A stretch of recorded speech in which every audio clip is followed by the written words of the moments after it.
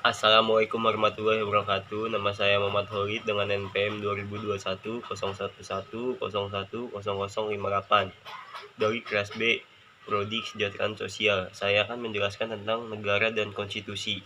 Keberadaan Undang-Undang Dasar 1945 yang selama ini disarankan dan tidak boleh diubah, kini telah mengalami beberapa perubahan.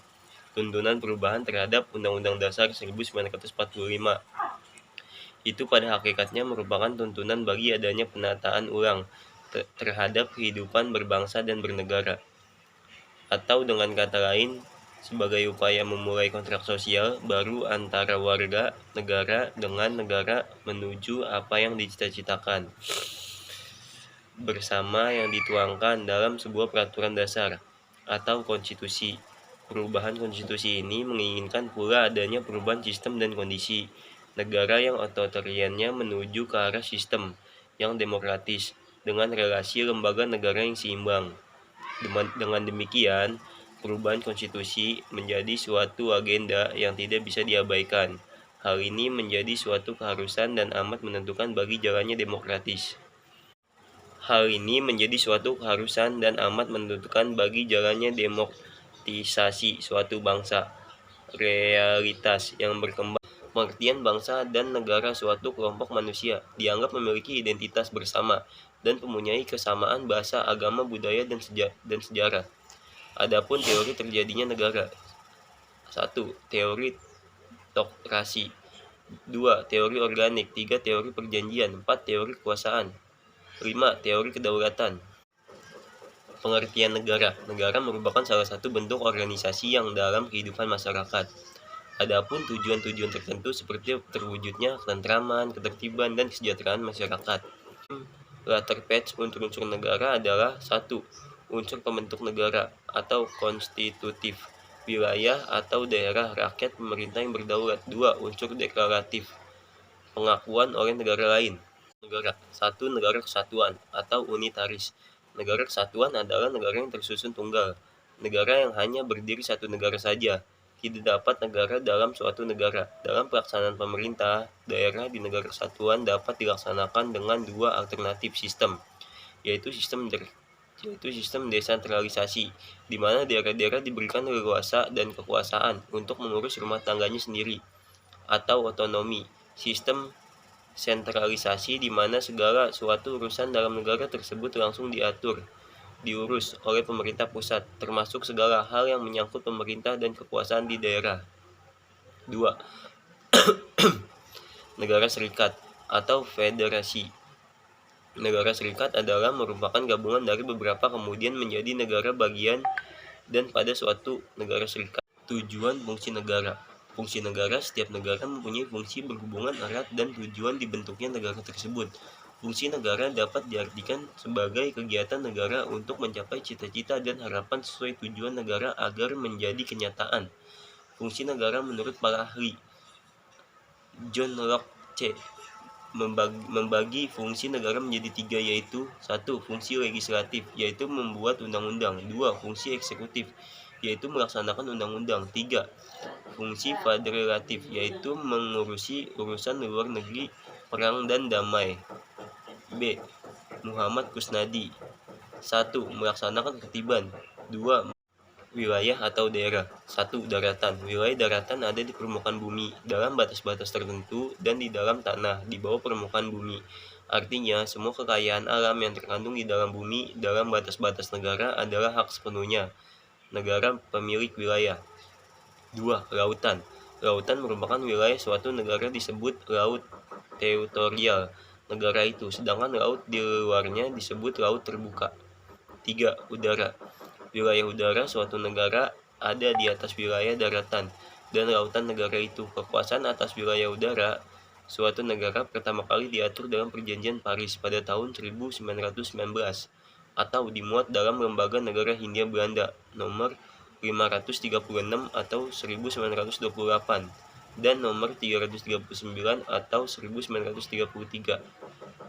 Perjanjian Havana pada tahun 1928 yang dihadiri 27 negara menegaskan bahwa setiap negara berkuasa penuh atas udara di wilayahnya, hanya seizin dan atau menurut perjanjian tertentu. 4. Rakyat. Rakyat atau Inggris people, Belanda folk, adalah kumpulan manusia hidup bersama dalam suatu masyarakat penghuni suatu negara. Meskipun mereka ini mungkin berasal dari keturunan memiliki percayaan yang berbeda. Selain rakyat, penghuni negara juga disebut bangsa. Para ahli menggunakan istilah rakyat dalam pengertian sosiologis dan bangsa dalam pengertian politis. Rakyat adalah sekelompok manusia yang memiliki suatu kebudayaan yang sama, misalnya memiliki kesamaan bahasa dan istiadat. Tujuan negara secara umum. Adapun tujuan negara bermacam-macam, antara lain: 1. Untuk memperluas kekuasaan. Ajaran negara kekuasaan menyatukan bahwa kekuasaan berarti kebenaran. Dan dengan bertambahnya kemajuan di lapangan lain, negara kekuasaan menghendaki agar negaranya menjadi besar dan jaya. Untuk mencapai tujuan, maka rakyat dijadikan alat perluas. Kepentingan orang perseorangan ada di bawah kepentingan bangsa dan negara. 2. Untuk menyelenggarakan ketertiban hukum, negara bertujuan menyelenggarakan ketertiban hukum. Segala kekuasaan dan alat-alat pemerintah berdasarkan atas hukum. Semua orang harus tunduk kepada hukum, sebab hukumlah yang berkuasa dalam negara tersebut. 3. Untuk mencapai kesejahteraan umum, negara bertujuan untuk mewujudkan kesejahteraan umum. Negara dipandang sebagai alat yang dibentuk oleh manusia untuk mencapai tujuan bersama, yakni suatu tatanan masyarakat yang di dalamnya ada kebahagiaan, kemakmuran, keadilan sosial bagi seluruh rakyat dan negara. Unsur-unsur konstitusi negara menurut Sofwan Rahman ada 3, yaitu unsur yang terdapat dalamnya. Konstitusi. A. Konstitusi sebagai mewujudkan perjanjian masyarakat atau kontrak sosial, sehingga menurut pengertian ini konstitusi yang ada merupakan hasil dan konstruksi dari kesepakatan masyarakat untuk membina negara dan pemerintah yang akan mengatur mereka. 1. Negara Indonesia mempunyai fungsi sekaligus tujuan, yaitu melindungi segenap bangsa Indonesia dan seluruh tumpah darah Indonesia, memajukan kesejahteraan umum, mencerdaskan kehidupan bangsa, dan ikut melaksanakan ketertiban dunia yang berdasarkan kemerdekaan, perdamaian abadi, dan keadilan sosial. 2. Adanya dasar negara, yaitu rumusan Pancasila, ketuhanan yang Maha Esa, kemanusiaan yang adil dan beradab, persatuan Indonesia, kerakyatan yang dipimpin oleh hikmat kebijaksanaan dalam permusyawaratan atau perwakilan, keadilan sosial bagi seluruh rakyat Indonesia. Adapun pasal-pasal Undang-Undang Dasar 1945 merupakan isi konstitusi atau Undang-Undang Dasar 1945. Pasal-pasal Undang-Undang Dasar 1945 terdiri atas 16 bab 37 pasal dan 3 pasal aturan peralihan serta 2 pasal aturan tambahan. Adapun hal-hal yang diatur setiap pasalnya sebagai berikut: 1. Bab 1 bentuknya dan kedaulatan. 2. Bab 2 majelis permusyawaratan. 3. Bab 3 kekuasaan pemerintah negara. 4. Bab 4 Dewan Pertimbangan Agung atau dihapus. 5. Bab 5 Kementerian Negara. 6. Bab 6 Pemerintah Daerah. 7. Bab 7 Dewan Perwakilan Rakyat. 8. Bab 8 Dewan Perwakilan Daerah. 9.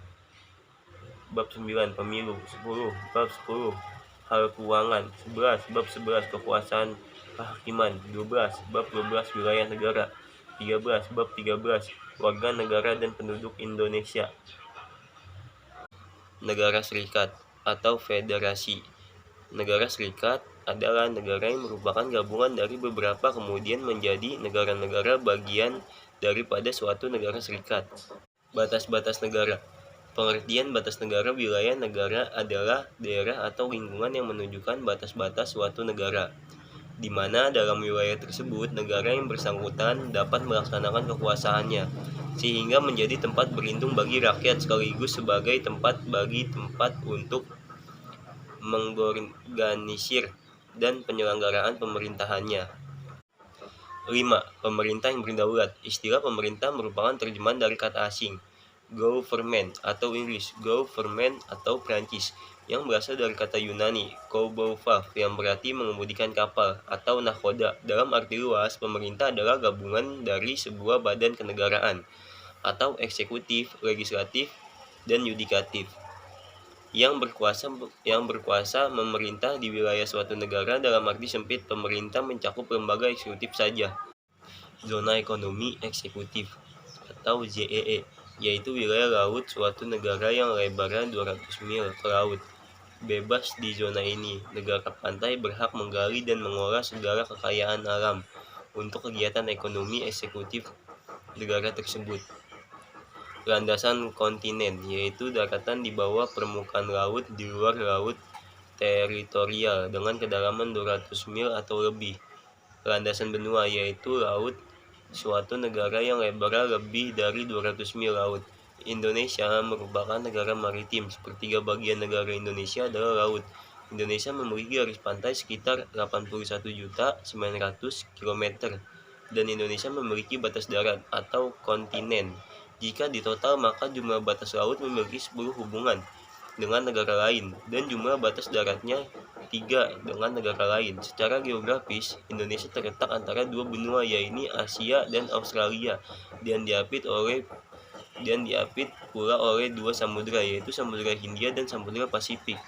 Batas-batas wilayah Indonesia secara geografis. 1. Batas wilayah negara Indonesia bagian utara. 2. Batas wilayah negara Indonesia bagian timur. 3. Batas wilayah negara Indonesia bagian selatan. 4. Batas wilayah Indonesia bagian barat.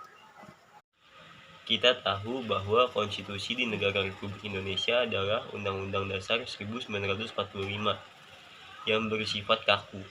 Hal ini dapat kita pahami dari kenyataan bahwa Undang-Undang Dasar 1945 hanya dapat diubah oleh MPR, bukan oleh DPR maupun Presiden sebagai badan pembuat undang-undang. Substansi Konstitusi Negara Republik Indonesia atau Undang-Undang Dasar 1945 setelah mengalami perubahan sebagai berikut.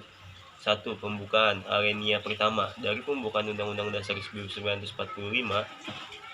yang berbunyi bahwa kemerdekaan itu ialah hak segala bangsa. Oleh sebab itu, maka penjajahan di atas dunia harus dihapuskan karena tidak sesuai dengan prinsip kemanusiaan dan prinsip keadilan.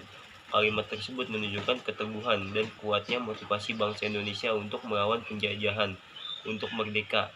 Dengan demikian, segala bentuk penjajahan haram hukumnya dan segera harus dilenyapkan dari muka bumi ini karena bertentangan dengan nilai-nilai kemanusiaan dan keadilan. Alinea kedua yang berbunyi, dan pergerakan kemerdekaan Indonesia telah sampai pada saat yang berbahagia dengan selamat sentosa mengantarkan rakyat Indonesia ke depan pintu gerbang kemerdekaan negara Indonesia yang merdeka, bersatu, berdaulat, adil, dan makmur. Kalimat tersebut membuktikan adanya penghargaan atas perjuangan bangsa Indonesia selama ini dan menimbulkan kesadaran bahwa keadaan sekarang tidak dapat dipisahkan dengan keadaan kemarin, dan langkah sekarang akan menentukan keadaan yang akan datang. Nilai-nilai tercermin kalimat di atas adalah negara Indonesia yang merdeka, bersatu, berdaulat, adil, dan makmur. Hal ini perlu diwujudkan. Alinea ketiga yang berbunyi, atas berkat rahmat Allah yang kuasa dan dengan didorongkan oleh keinginan luhur supaya berkehidupan berbangsa yang bebas, maka rakyat Indonesia dengan ini menyatakan kemerdekaannya. Pernyataan ini bukan saja menegaskan lagi apa yang menjadi motivasi dan materi bangsa Indonesia untuk menyatakan kemerdekaannya, tetapi juga menjadi keyakinan, menjadi spiritualnya, bahwa maksud dan tujuan menyatakan kemerdekaan adalah berkah Allah yang Maha Esa. Dengan demikian, bangsa Indonesia mendambakan kehidupan yang berkesinambungan, kehidupan materi dan spiritual, keseimbangan dunia dan akhirat. Alinea keempat yang berbunyi, kemudian daripada itu, untuk membentuk suatu pemerintahan negara Indonesia dan untuk memajukan kesejahteraan umum, mencerdaskan kehidupan bangsa, dan ikut melaksanakan ketertiban dunia yang berdasarkan kemerdekaan, perdamaian abadi, dan keadilan sosial, maka disusunlah kemerdekaan kebangsaan Indonesia yang terbentuk dalam suatu susunan negara Republik Indonesia yang berdaulat rakyat dengan berdasarkan kepada ketuhanan yang Maha Esa, kemajuan yang adil dan beradab, persatuan Indonesia, kerakyatan yang dipimpin oleh hikmat kebijaksanaan dan dalam permusyawaratan perwakilan. dengan rumusan yang panjang, dan dapat ini pada alinea keempat pembukaan Undang-Undang Dasar 1945 ini mempunyai makna bahwa kesimpulannya. Berdasarkan uraian pada pembahasan dapat disimpulkan beberapa hal tersebut berikut. 1. Negara merupakan suatu organisasi di antara sekelompok atau beberapa kelompok manusia yang secara bersama-sama mendiami suatu wilayah atau teritorial tertentu dengan mengakui adanya suatu pemerintah yang mengurus tata tertib dan keselamatan sekelompok atau beberapa kelompok manusia yang ada di wilayahnya. 2. Konstitusi diartikan sebagai peraturan mengatur suatu negara, baik tertulis maupun tidak tertulis. Konstitusi membuat aturan-aturan pokok yang menopang berdirinya suatu negara. 3. Antara negara dan konstitusi mempunyai hubungan yang sangat erat, karena melaksanakan konstitusi pada dasarnya juga melaksanakan dasar negara. 4.